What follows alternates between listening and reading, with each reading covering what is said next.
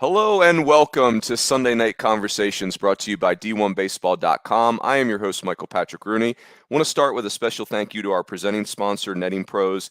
Netting Pros specializes in the design, fabrication, and installation of custom netting and padding for college baseball programs all around the country. The next time your field or facility needs something new, whether that be netting, wall padding, L screens, or ball carts, make sure you check out our friends at Netting Pros. Say this every week. These guys are awesome. Their products are awesome. It's just really cool to be able to do business with people who are best in class and also really, really care about our sport. So thanks to our guys at Netting Pros. Before I introduce our guest for the uninitiated, Sunday Night Conversations, we're just having college baseball conversations. A few years ago, it was a tool to meet some of the volunteer coaches, and now, thankfully, we don't even have volunteer coaches in college baseball, which is really good. Last year, thanks to you. It's all thanks to your conversations. No, I can't take credit for that. So, and this year's just been fun. We've just I've picked themes. Like a couple weeks ago, we did the guys at Ross Kivett and Mike Clement and Blair DeBoard, who were part of the 2013 Kansas State Big 12 champs team. Last week, we did TJ Bruce and Travis Jewett, who are really unique. These are guys that were prominent assistant coaches, have a national championship ring, have been head coaches. Now they're back to being assistant coaches. This week, we're really pumped up. You can see my guest is Corey Muscara from Wake Forest, Division D1Baseball.com Assistant Coach of the Year. And Moose, I told you before we hit record, I've got like 7 questions for you. If we get to 4 of them, I'm going to consider that like we've really crushed my list. But yeah, so here in the office, we yes. like to bust chops quite a bit. Oh, I love that. One of the things we say here is if I go on a rant, it's called getting moosed, and everyone makes it like they always break my chops on it a little bit. So I love that. Coach Walter, your boss, Tom Walter, I would imagine he's sneaky awesome at busting chops. Western PA guy. He's really skilled. He knows good. He's got good comedic timing. He's good at it. Matt Wessinger, our former volunteer, now obviously paid. Did he play at St. John's? Was he a St. John's guy? Yeah, he was a stud, All-American there, captain, all-time hits leader at St. John's. Really good player. He's really good at it, and Coach Cilento is relentless. So there's really no rest for the weary here. We say you have to have thick skin because love that you're gonna get it from all angles. Beautiful. Hey, let's do this, Moose, and we're gonna go coach Moose for the pod here. So Moose, let's do this. Take us through your resume just from a bullet point standpoint, like where you grew up. Don't forget to include the Philly part because that is the center of the universe. So where you grew up, where you played, where you coached. Let's start there. So I was born in Central PA, and then my dad's family, most of them are from, and still do to this day, live outside of Philadelphia. So they live in like Norristown, Lansdale, Methacton, Horsham, that area. When I was 8 years old, we moved to Manchester, New Hampshire. I went to high school there, and I played at Siena College. That's where Coach Cilento recruited me. That's how we got to know each other. I met my wife there. And then I transferred to Franklin Pierce. Billy at the time was at New Orleans with Coach Walter. So that's how it kind of comes full circle. And I played at Franklin Pierce, where I met Scotty Loazzo, and I played for Jason King. Really enjoyed my experience there. It's where I really solidified wanting to get into college coaching. And my first job was at Southern New Hampshire with Scotty Loazzo in my hometown. Scotty's like a brother to me. And then from there, I coached at Binghamton for a year, went back to Southern New Hampshire. And then Scott Brown put me in touch with Ed Blankmeyer. I was really lucky to get that job at a young age. I definitely had no business being the pitching coach at St. John's at that time in my life and replacing Scott Brown. I had no idea what I was doing. Ed Blankmeyer put up with me, and he helped me a lot. And then from there, I went to Maryland, worked with Rob Vaughn. And then now I'm here. Billy kind of connected me with Coach Walter, and I ended up at Wake Forest. So that's kind of the whole trajectory, I guess.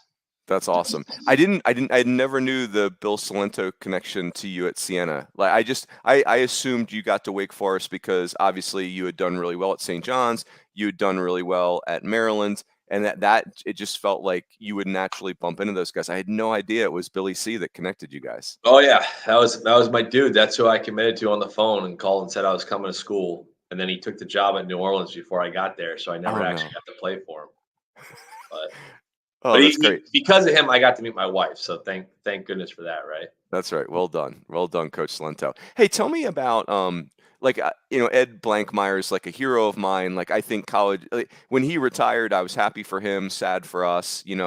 Half of me I think still hopes he gets back into college baseball somehow. But more importantly, I hope he's happy doing whatever he's doing.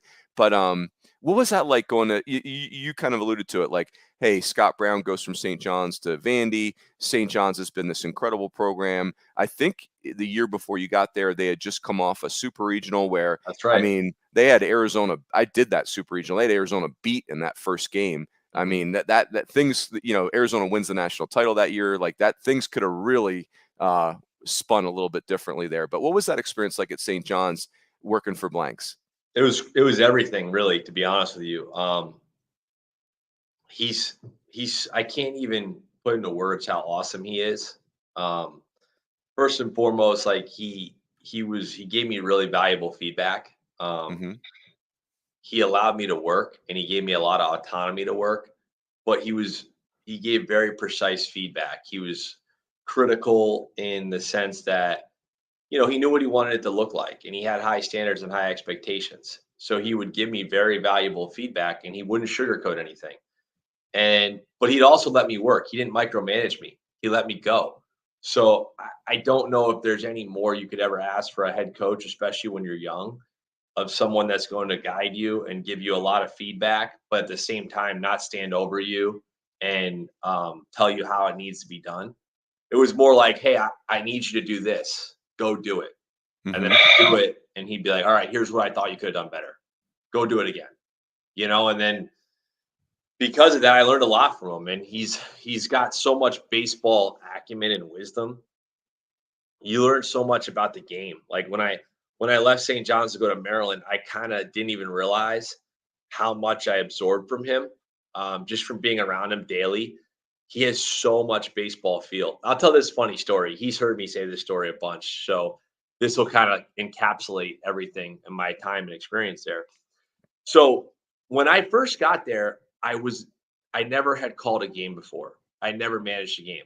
When I was at Binghamton, we let the players do it. When I was at Southern New Hampshire, Scotty Loazzo did it.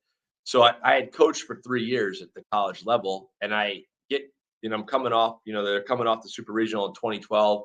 It's a pretty darn good program. And I get there and I'm 25 years old and Blank's like, you're going to call a game. And I'd never been more nervous doing anything in my whole life.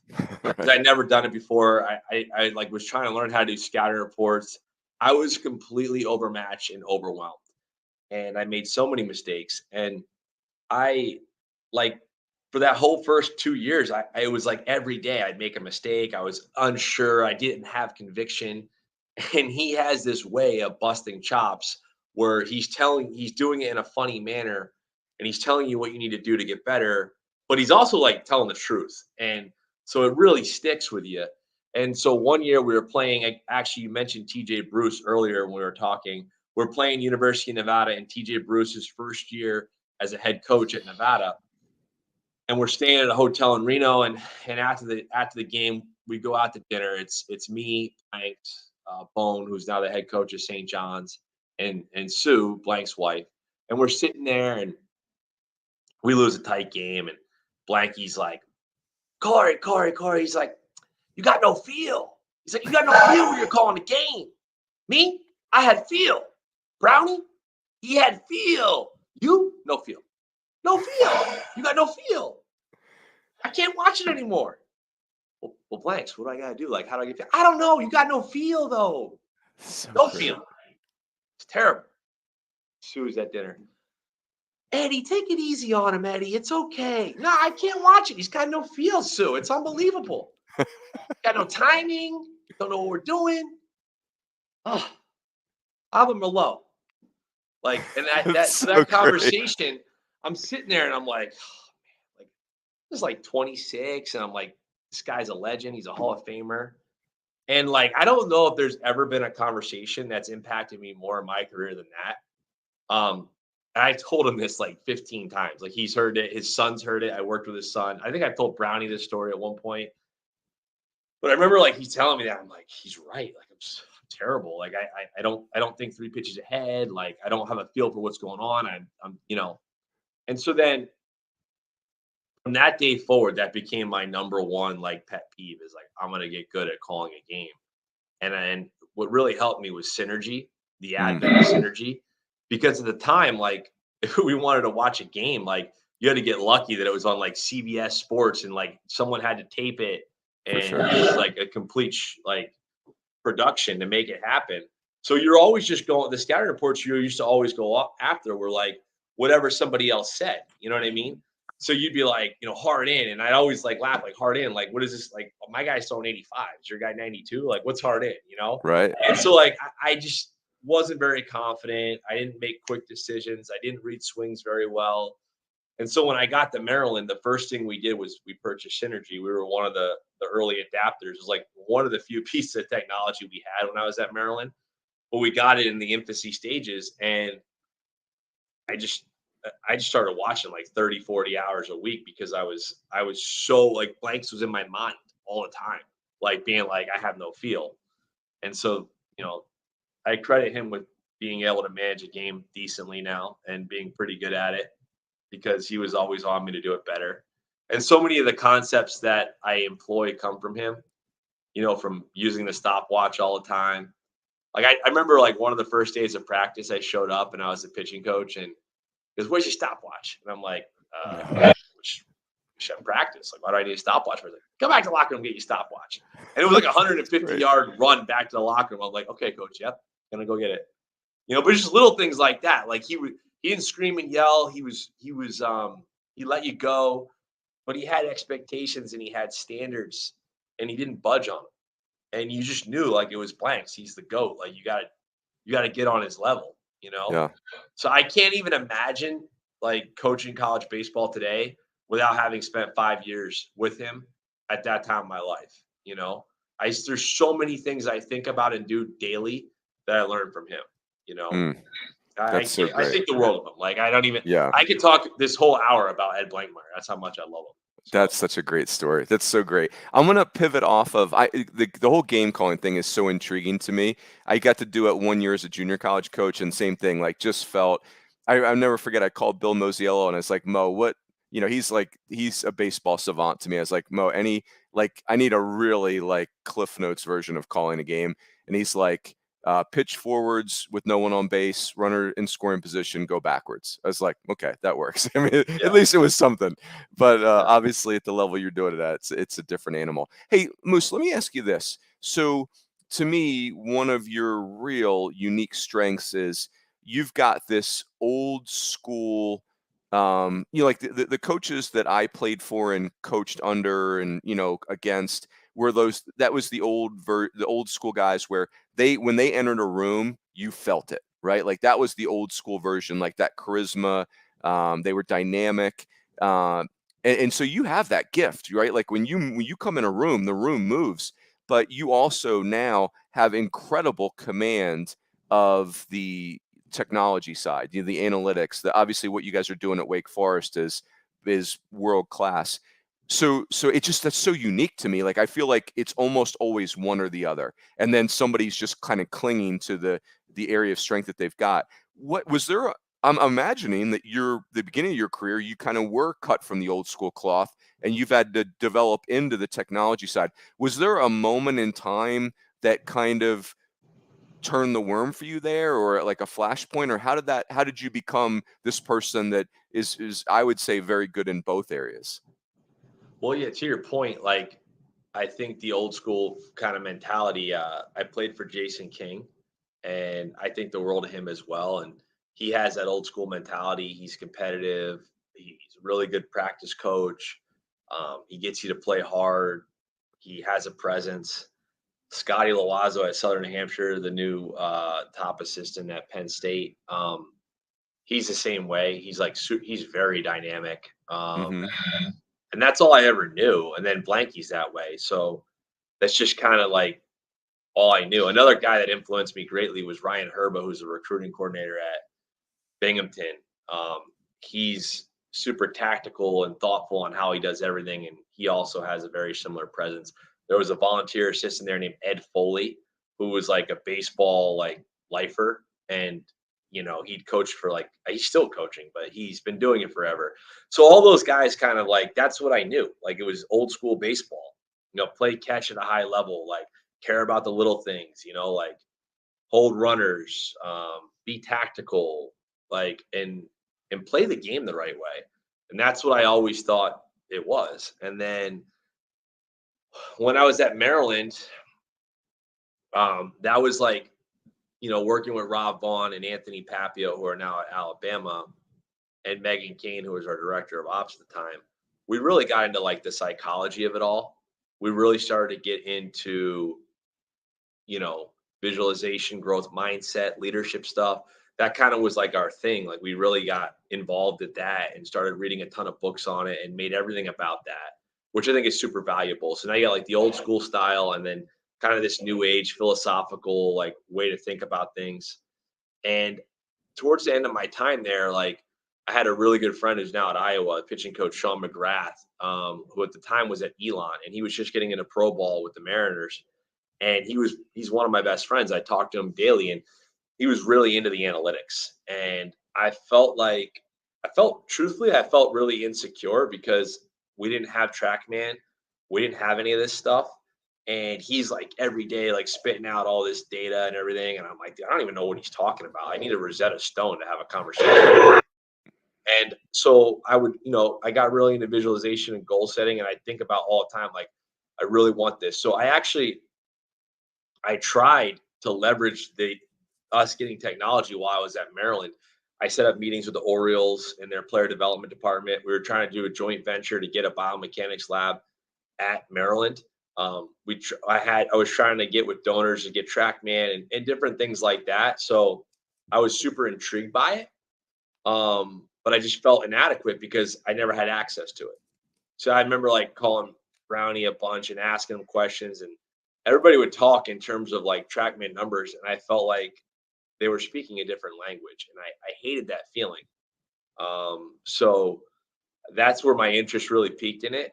And then during COVID, I would get on a lot of Zoom calls with people to try to better understand things. And when I got this opportunity to come to Wake Forest, it was really cool because they have like every bell and whistle you could ever imagine here. But I wanted to try to figure out how we can make it more actionable and less theoretical. So we just try to apply like all the old school mentality of baseball, watching the game, paying attention to the game, and then trying to see if we can pull numbers and data out of it, as opposed to how I feel like the majority of the baseball world looks at it is like, ooh, these numbers are good. No, like what's good is the game. The ball never lies. The ball is always right, right? So like watch the game. Like, do they swing and miss? Are they off the barrel? Did you make an out and out? That's the game, right? The game is always what matters. The analytics are trying to get you to have cheat codes to better perform in the game. And too often times we look at the numbers as good, and it's like, no, the game's good. The numbers are helping us have a better understanding of the game. So that's kind of what we tried to do here. And that was the philosophy that we brought to the analytics team. And then what happens is like when you see the numbers in front of you every day and you know baseball and you're forged on like understanding baseball like as it is, it makes it way easier to understand the numbers. Another thing we did a lot of was we like put all of every data point we could think of into some type of percentile rank within the ACC and SEC. This allowed us to have better clarity on what actually was important and what we needed to quantify. One of the things I talk about a lot with our analytics team is like so much of what we derive from understanding analytics comes from the pro model, the pro game. But the college game and the pro game are not the same. They're just not. And yes, it's baseball, and there's a lot of similarities, but it's not the same game. It's different strike zones. It's different styles. It's different coaching philosophies. It's different levels of talent. It's different ballparks. It's different, the whole thing's different. And so like, if we go out here with the same analytics on two different styles of game, it doesn't matter. I'll give you an example. In the pro game, they really downgrade gyros, sliders, and cutters. Now the Yankees are starting to throw cutters more and more and more. But like for a while they were kind of demonized, just like sinkers were like not cool anymore, you know? Mm-hmm. In the college game, they performed the best. Hard gyros, sliders, and cutters perform excellently. So like you have all these pitching coaches out there like, oh, we got to have a sweeper. We got to have a sweeper. Everything's got to be a sweeper because the sweeper is the craze. But it's like, if you're paying attention to the game and a kid can't land a sweeper and he can't manipulate a sweeper, why would you have him try to throw it? Right. You're trying to out, throw what he gets, what's going to get him out.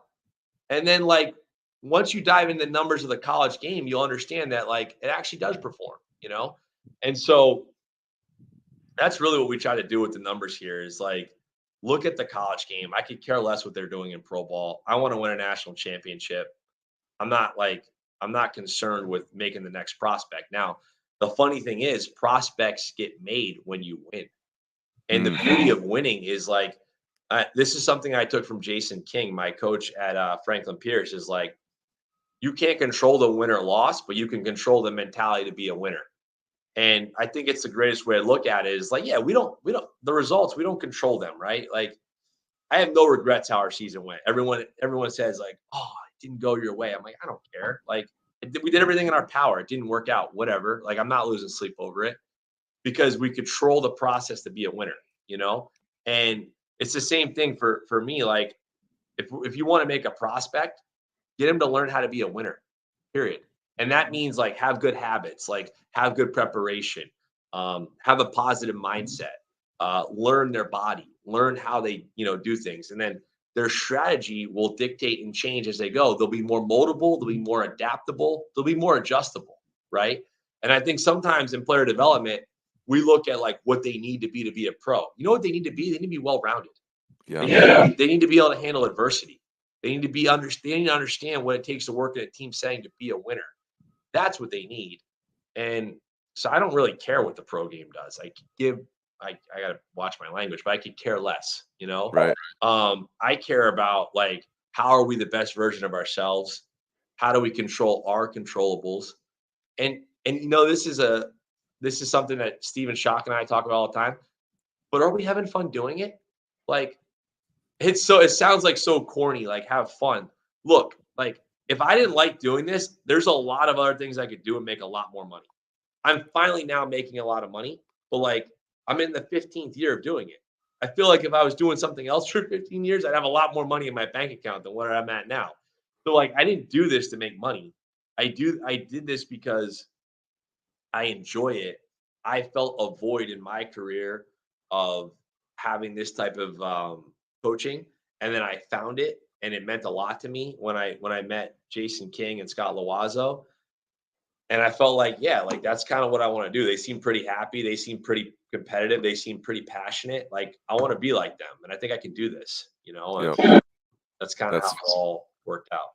Yeah, that's awesome. I think it's man, that's a really great way to kind of summarize that whole thing and the blend of the two things. And yeah, you're right. Like the other thing, I have a real job now, and the other thing that you'd notice, when I got out of coaching is the weekends. Like I know that coaches know they work hard, but I don't know that they really know unless they have a person in their life that has a real job where it's just the hours are incredible. Hey, so Moose, let's do this. I'm going to ask you about a couple things from last year's team. It's funny when you were talking a little bit about last year's team, Travis Jewett and TJ Bruce, when we spoke last week, we were talking about how some of the great all-time college baseball teams didn't even make it to Omaha. Like 2008 Arizona State, 2013 Cal State Fullerton, 2013 Vanderbilt, 2021 Arkansas, 2022 Tennessee. Now you guys made it and you're in the Final Four. I want to ask you, I want to start with Josh Hartle. So, Josh Hartle, if we had a comeback player of the year in college baseball, it's I don't know, is it him or Charlie Condon last year? Charlie Condon just a flat out red shirt. Josh Hartle goes from a 5+ ERA to, basically a first team All-American type of season. Here's the question I want to ask, but you can take this wherever you want. The question I'm asking myself is, did Josh Hartle need to get his brains kicked in his freshman year to blossom into this, first team All-American type guy his sophomore year.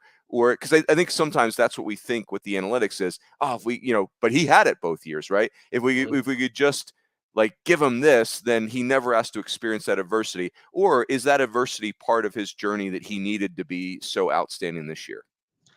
So I'm going to take something that our lab coordinator, director of player development, Mike McFerrin, says all the time. But it happened because it happened and it needed to happen, right? So like I'm a big believer in that mentality.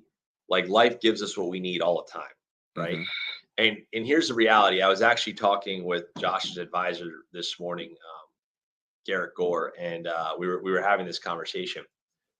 But I've never seen so much build up on a kid in my life. Like when he got to college, they were like, potential number 1 overall pick. And what's so impressive about Josh Hartle is he has all this hype and he has all this buildup, and he's from Winston and he chooses to stay home and go to Winston. And when he stepped foot on campus his freshman year, he was like 86 to 89 with a dead zone fastball, a really nice breaking ball, and a changeup that he would yank. And by every way that you would classify those pitches, like that's not a dude. In the ACC on the weekend, that's by no means is that a dude. That's like a middle reliever, maybe. Spins a good breaking ball, cool. Like, and we're like, all right, yeah, you're the chosen one. You're starting on Saturday as a freshman in the ACC. And yeah, he did get his teeth kicked in for sure. But like how well he handled it, still competing, he still won 7 games, like, and it wasn't awesome. By no means did he dominate, but he handled it like with real grace. And there was things that we needed to learn along the way. His entire development plan changed going into the last weekend of the year against NC State. Billy Salento, we were playing NC State, and they had like their whole lineup was right-handed. They had, they had Tommy White before he went to LSU. They had James Groover, and they had a bunch of other guys. Brown was really good. They had all these really good right-handed hitters. And we knew that in order for us to get in the NCAA tournament, we had to win that series. And we hadn't won a series at NC State in like, I don't even know when. We had never swept them in 108 years of baseball at Wake Forest. And so we're going into this series, and it's like Wednesday, and Billy's like, hey, Moose, like righties are hitting like 380 off of Josh Hartle. I'm like, yeah, Billy, I know. I understand. He's like, we got to do something different. The whole lineup's right-handed. I'm like, yeah, I know. You got any ideas? He's like, well, you talked about teaching him a cutter. Like, maybe next fall we should teach him a cutter. I'm like, screw next fall. I'm teaching him a cutter today. And he's like, are you sure it's a good idea? I'm like, we got to burn the boats. We don't have another choice. Right. So we taught him a cutter that day, and it changed everything. And then when we came into the fall the next year, myself, Mike, our analytics team, we looked at, man, this cutter performed really well in the 2 outings that he had at the end of the year. And we actually do this when we're talking to recruits. Like he had like a 6.5 ERA pre-cutter, post-cutter in the 2 starts. His ERA was a 1.5, and that's what brought it down to that 5.12 because he threw like, I want to say 10, 11 innings on like maybe a run or something like that. I don't remember the exact numbers, but it was pretty good. And so we're like, we should craft his entire arsenal off this pitch. So we made some changes to where he stands in the rubber. We made some changes to like his direction, his location strategy, and we kind of morphed everything around that cutter. And then he got stronger. We did a lot of things with his delivery, trying to get his backside to rotate on time, getting his elbow up and the backside because his elbow was low at foot strike. So there's a lot of things that cleaned up there, and it helped him to throw about a mile or 2 harder than he did the year previously. He had more angle. The cutter got really good. The breaking ball dramatically improved with the angle. And we changed kind of his arsenal. And the cool thing is, to your point about like, did he need to get kicked in the teeth? This is very much like Brett Lauder. When you go out and you pitch the whole year as a starter, as a freshman in the ACC without stuff, and you have to figure out how to compete, the following year when you have more stuff, you're so confident because you're like, wait a minute, like I just went through this gauntlet with a butter knife. I just went through this fight with a butter knife. And now I'm going in the same fight with a rocket launcher, some hand grenades, Like, I got some weapons that I can attack with now, and I survived with a butter knife. And so to your point, yeah, I think it's all that. Like, I think we had to change his arsenal a little bit. We had to do things in his delivery. I've often said this, Josh Hartle's superpower, because I think everybody has them. You just got to find out what they are. His superpower is that he handled all the hype. So much hype. I've never seen it. And I don't even know that it was warranted, but he handled it with such grace. He's as humble as it gets. He's as hardworking as it gets. He's as good a teammate as you've ever seen. And he dealt with that pressure, which is a lot. And he keeps getting better. And he's so hungry to get better. And honestly, I'm watching him get better right in front of my eyes right now. Like, I think he's going to maybe take a next step even more this year, because he's so committed to what he's doing. He's so committed to his process, and that's what makes him Josh Hartle. Like, I don't think many people can deal with that kind of hype as a 13, 14-year-old. He was ranked in the top 10 in the country. He's the poster boy for Team USA. Like, your brain's not developed at 13. Right. Most people that are that hyped at that age, they kind of hit. They think they've arrived, and he's never thought that. Like, I love coaching Josh Hartle, and everyone that meets the kid loves him. He is awesome with a capital A.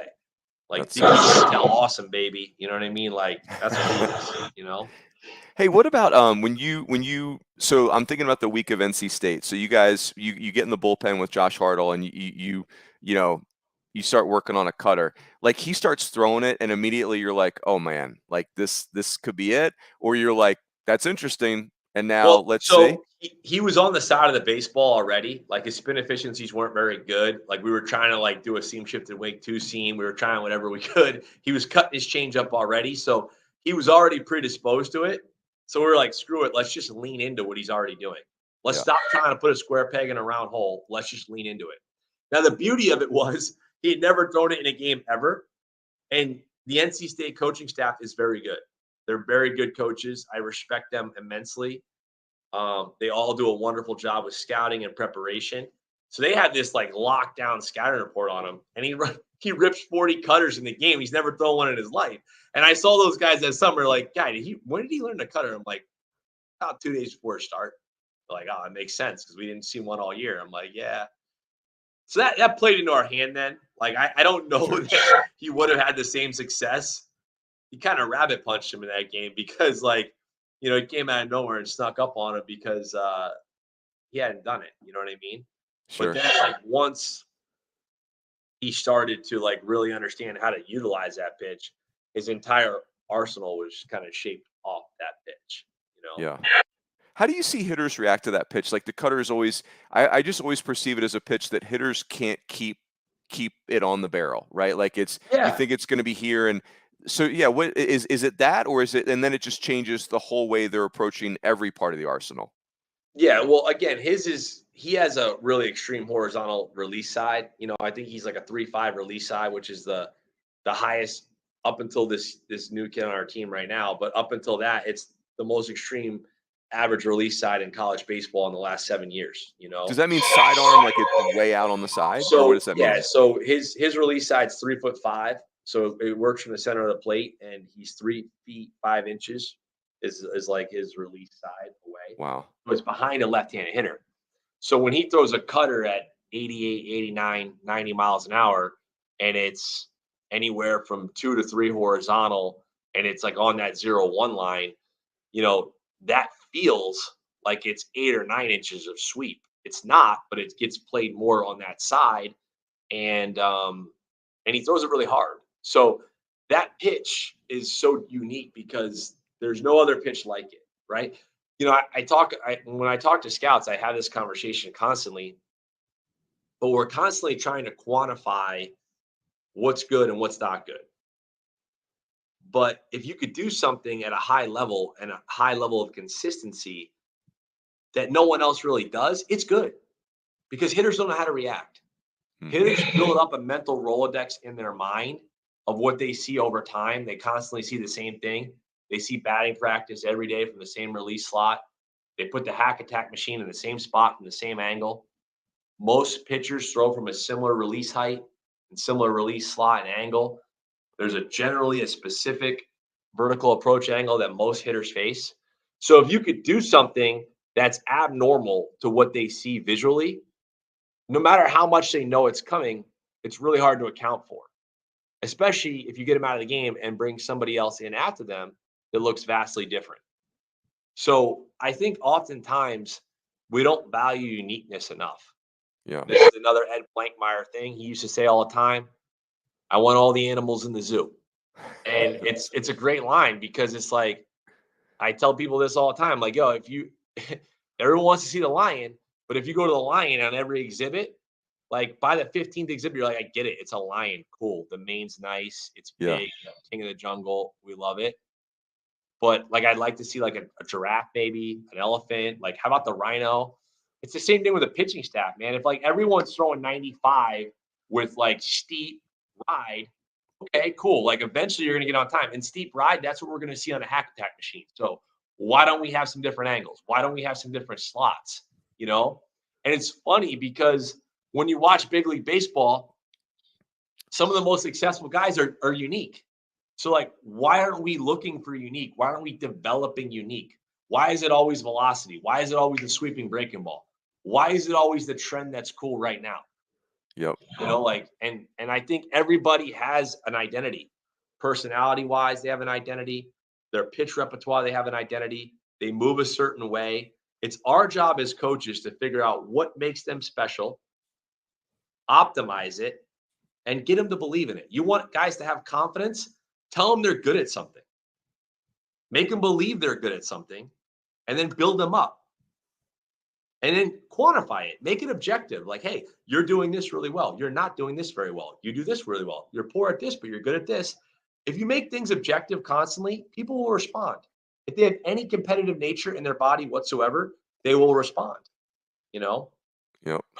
Man, that's good. Yeah, it's so funny. I heard David Berg's name recently, and Everyday Dave, arguably all-time greatest reliever ever at UCLA, and yet still we just don't see that many submarine guys. I know they don't grow on trees, but it's just interesting that he had all that success, and it's not being mimicked. Hey, let me pivot us this way, Moose. So, last year your Wake Forest team and you coached in this game, one of the greatest games in the history of the College World Series, the Thursday night game. You and LSU, you guys had gone out 2-0. They beat you, and now it's basically play for the finals, and it's going to be Paul Skeens and Rhett Lauder. We're all excited about the game, but like you just in the back of your mind as a fan, which is really what we are in the media, you're basically like, oh, there's no way this can live up to the hype, right? Like and it was unbelievable. Like it was just Lauder. We were worried about Lauder because he's not as big as Skeens, although he's way bigger than people think.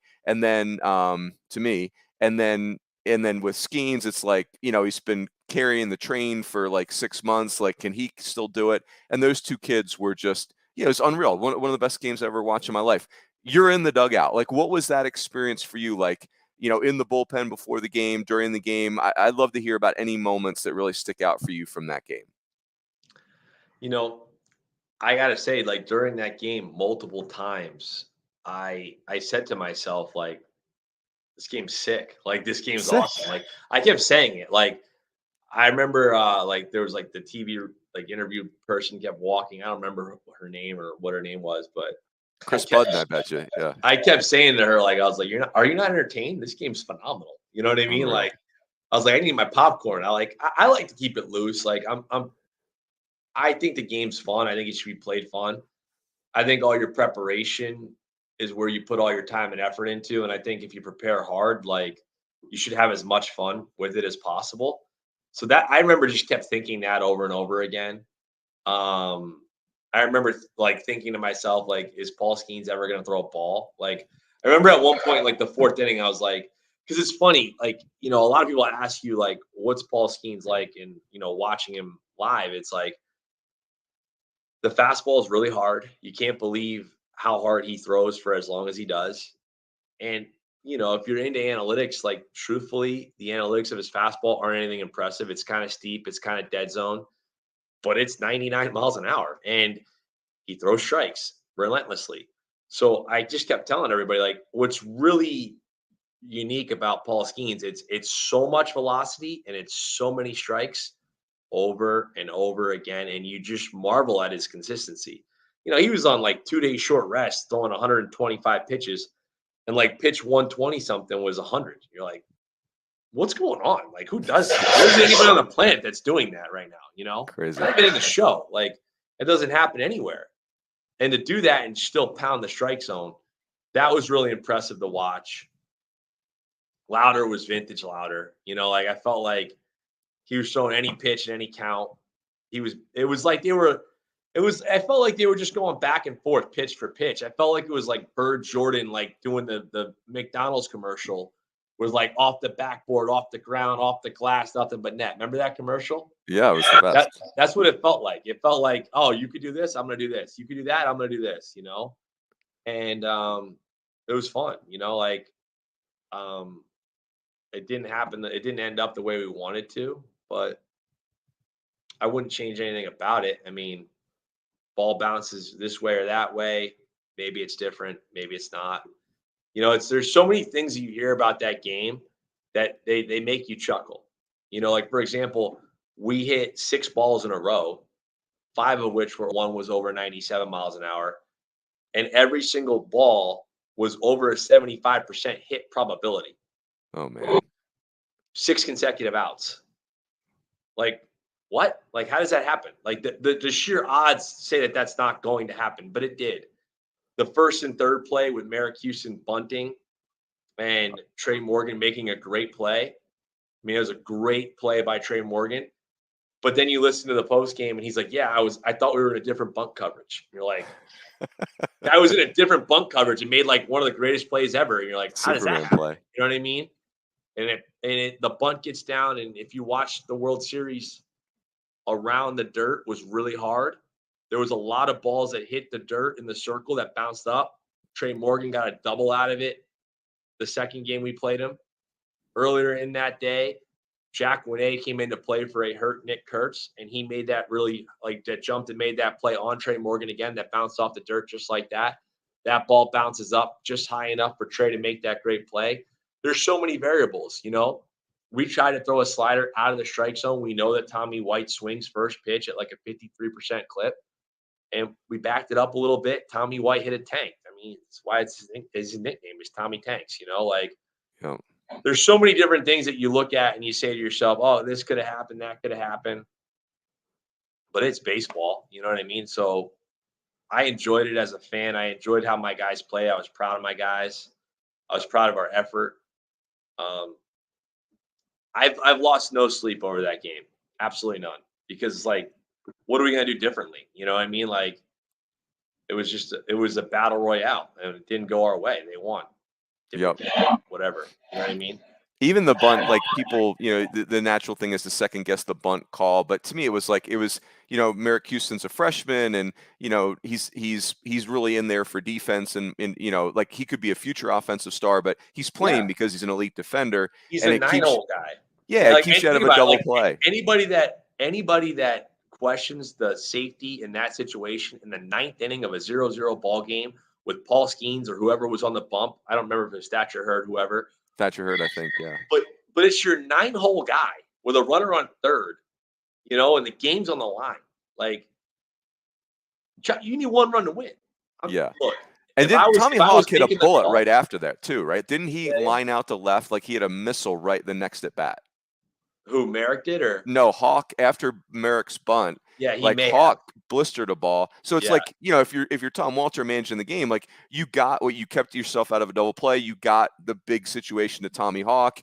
It took a all-time great defensive play to keep that run off the board. Like, it was just that's baseball. Like I've thought about that play multiple times, and look, if I'm a head coach someday and I'm in the same situation, I'm ripping that number every time. Like, I'm like, let's go. I haven't thought about it twice. I'm like, I think it's the right baseball play all day long. Knowing the circumstances, didn't go our way. Whatever. All-time great game too. I mean, just like, I'll be thinking about that game in 25 years. Like it was just really incredible. Hey, let's wrap with this, Moose. So you could do something from the World Series, but I'm thinking about, you guys had such an interesting season last year, all-time great season for the school. It's really the culmination of Wake Forest's program. They're in Game 3 of a Super Regional in 2017, and then kind of lose their way a little bit. Then your first year, 2022, things are starting to click again. And then last year, just this, it's basically LSU's the number 1 team in the country for a little bit. Then you guys ride that out until Omaha. Was there a moment from last year's season, just maybe how dominant you were during the regular season, like you guys, my buddy Kendall Rogers, our friend Kendall Rogers, had a great expression for, we were doing a podcast after you guys had your regional, and he's like, Wake Forest looked terrifying. And I'm like, oh my God, that's like the perfect word. That's exactly what that regional was. Like, Wake Forest just wrecked that regional. Now the Super Regional was, like that was like a classic Super Regional, right? Like, it was less comfortable. Like, Alabama really was up for it. Yeah, But I don't want to steer the jury. The first Go game ahead. was a great ball. The first game against Alabama was a great ball game. I Yep. think it was like 5-4. We had a questionable third strike call to end the game. Pays to be home, I guess, Yeah. But the second game, we kind of like the fans got into it a little bit, and they, I think we got comfortable in our ballpark. We definitely play a little bit of a homer dome, and the wind was blowing out that day. And truthfully, I think we just felt more comfortable playing in front of our home crowd in that environment, and it kind of got out of hand.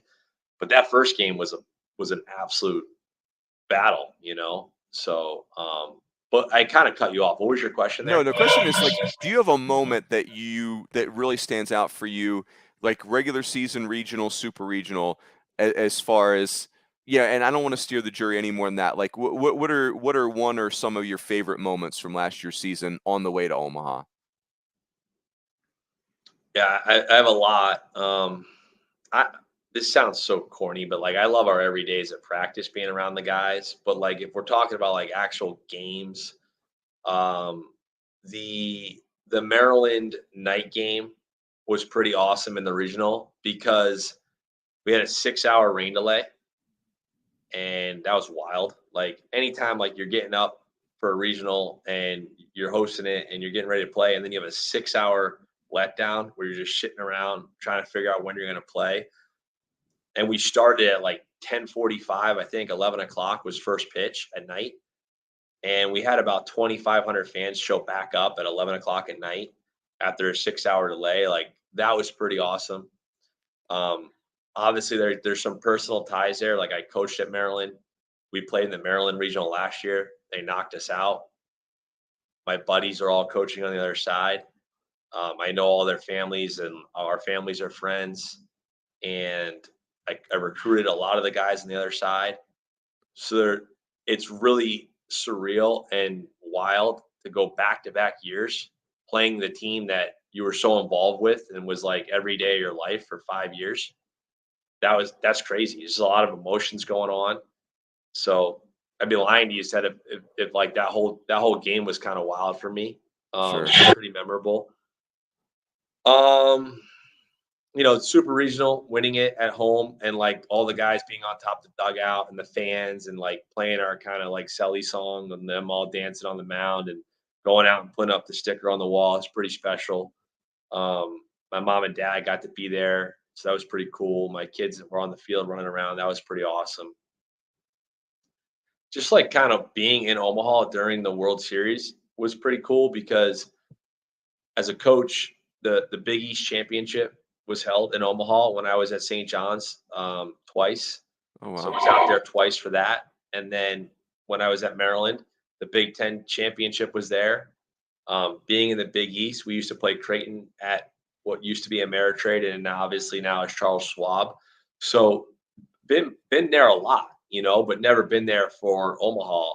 So to see it and had visualized it so many times for what it looks like to be there and never be there during Omaha was so cool to see it like when it's actually alive.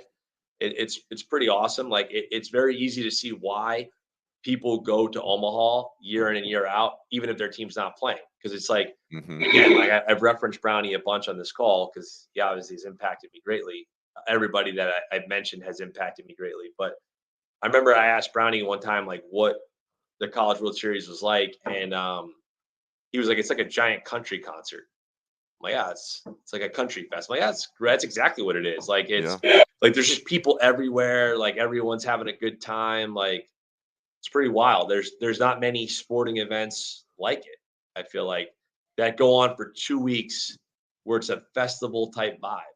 It's like a big time college football tailgating for 2 weeks all day. Like what other thing is there like it? You know what I mean? And I get it. We're baseball people, so it's easy for us to say that. But what other events like that? The NCAA basketball tournament's not like that. I mean, it's cool in its No. own right. It's very awesome, obviously. The college football playoffs is awesome, obviously. But what other event is there in sport where for 2 weeks is a giant party? Yeah. You know what I mean? It's like part state fair, part Yeah, college football, it's like, yeah. The city is just so incredible. Like the city of Omaha, like the people are amazing. And, it's and like even in 10 the new o'clock in the stadium. it's 10 o'clock in the hotel, and you're walking down from breakfast, and there's a guy like jamming on the guitar, and everyone's drinking beers at like 10 a.m. on a Thursday. And you're like in your ninth day there. You're like, what's going on? It's like a concert here every day, you Yeah. know? Yeah. It's so hard to get there, right? Like we all know that anyone that's coached or played in college baseball, it's just, fortunately for me as part of the media, like you're going every year if you're in that gig. But I still like when I get to the gate in the Phoenix airport, usually I'm flying from Phoenix, and above the gate it says Omaha, you get goosebumps every year. Like, cause it's so stinking hard to get there. Yeah, And it's so special when you do. It's just it is awesome. hard. It's surreal, really. I mean, like, I'm a big like I've talked about visualization and goal setting a lot in here, and we talk about it all the time. So you do it a lot, you start to believe that you're going to do it, and you've seen it happen in your mind quite a bit. But then when it actually happens, you're like, whoa, this is kind of cooler than I thought it was going to be.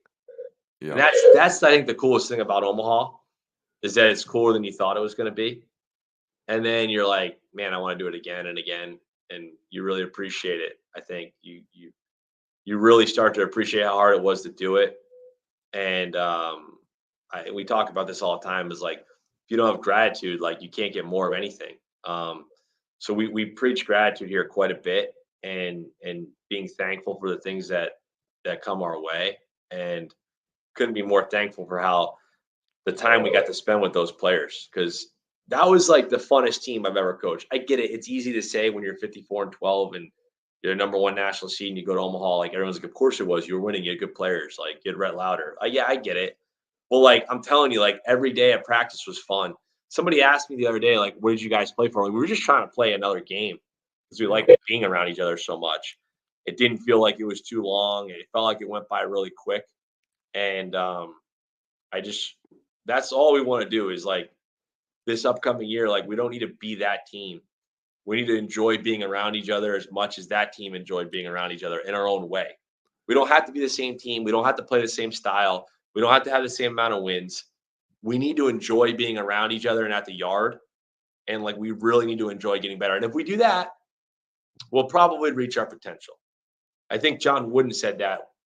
Someone asked him one time what his favorite like season, what season he was most proud of, and he said his first year at UCLA. And he said his first year at UCLA because the team wasn't very talented, and he felt like that they maximized their potential and they reached their full ceiling. And he said off that team there was like 2 U.S. senators, a lawyer, a doctor. Like it was like the most successful group of people he'd ever had. And I believe in that wholeheartedly. Like I believe that like your goal should be able to maximize your team's potential. Again, going back to what Jason King said, you can't control the wins and losses. You can't. So stop worrying about it. It doesn't Yeah. matter. Like that's not what defines you. What defines you is how you prepare, how you live your life, how you treat people, how you compete. Like that's what defines you, right? And so as long as we do those things at a high level, I'm going to be happy. I'll be good, you know. When I Yep. get upset or when I get crazy is when we have terrible body language, when we don't prepare hard, when we're lazy, when we're disrespectful, when we're not appreciative. I get cranky when that happens. You know what I mean? So Yeah, fair enough. Oh man, this was great, Moose. I really appreciate it. This is a perfect place to end. Again, like I was super excited for this conversation. It's so easy to see why you guys are. There's so much momentum around your program right now, which is awesome. So excited to see what this year looks like for you guys. We didn't even talk about how you're running. You guys had the best pitching staff in the country last year, and your home park is the most hitter-friendly park in the country. Hands down. No offense to the Wake Forest hitters, but that would. Well, I know we're signing off, but I'll talk about that briefly, right? So when I was coming here, a bunch of other pitching coach buddies of mine were like, dude, you're crazy. Like, why are you going there? Like, that's career suicide. I actually had like 2 or 3 other pitching coach friends of mine say that to me. Yeah, And my response was like, well, first of all, Maryland's a Homer Dome. Like, it's true. like 350 in center. So I mean, it's not really any different. Second of all, was like the other team, I'm not interested. I have zero desire to lead the country in ERA. I could care less. Anyone that knows me knows I don't care. I mean, I sell it now in recruiting, but I don't actually care if we lead the country in ERA. I care if we win or lose. And the way I see it is the other team is at a disadvantage, not us. Because every hitter gets in that ballpark on Thursday night practice and their eyes light up. And you got that little leadoff guy who's got like one pump in his career is starting to lose balls. And now he's getting big, front side's going. He's out there like he's Domingo Ayala, and he's like, lifting, and he's trying to uphill everything, and he's all out of his game. And all the hitting coaches are like, hey, stay through the ball, middle of the field, stay on the ball. And now they're all domed up, So they're thinking about it. They're like, oh yeah, we're at Wake. I'm gonna get 3 pumps this weekend. They're already out of their approach. The opposing team's pitchers are like, damn, 302 down the line? That's short. They're already thinking about it, right? So I tell my guys all the time, like, you guys have the advantage. Look, we don't need to throw zeros up here every inning. If we give up 3 homers, but they're all solos, who cares? Bueno. If we hit 3 homers and, we have, 2-run bomb, solo, and another 2-run, we win. Who cares? So we had to shift our mentality on that, from like, stop worrying. I remember my first scrimmages, I was here at Wake Forest. I'd hear, ooh, Couch Tater, couch, welcome to the couch. All he talked about was the couch. I'm like, guys, what's wrong with you guys? Change your perspective. Change your mentality. This is an advantage. This is not a disadvantage. Yep. You know how to play here. You know how important it is to attack the strike zone. You know how important it is to leave them to a solo homer. Who cares? Who cares? If you're going to beat us in our yard with us only giving up 3 runs, good luck. Right. That's going to be hard to do, And if you do tip your cap, whatever, it's a baseball game. You're going to lose them. Stop worrying about it, Yeah. So that's what we talk about a lot, really. Like that's how we handle the yard. So I don't even let my guys talk about the yard. I only allow them to talk about it as a positive.